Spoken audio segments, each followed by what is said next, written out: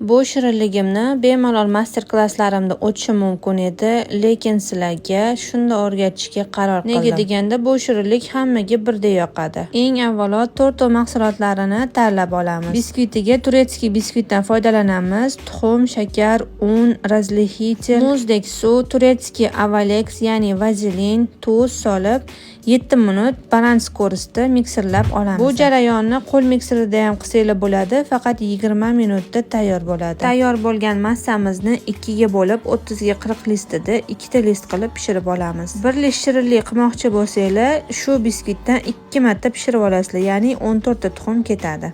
Kremga o'zgacha mazza beruvchi apelsinli konfet tayyorlab olamiz. Pektin hamda shakarimizni aralashtirib tayyorlab qo'yamiz.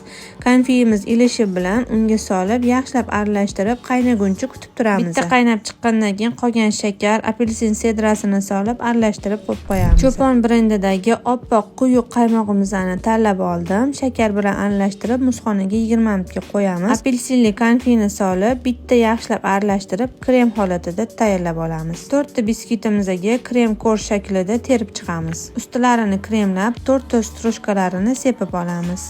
Tvorog bilan biskvit juda ham chiqishganligi sababli yumshoq holatda tayyor bo'ladi. Albatta tayyorlab ko'ringlar.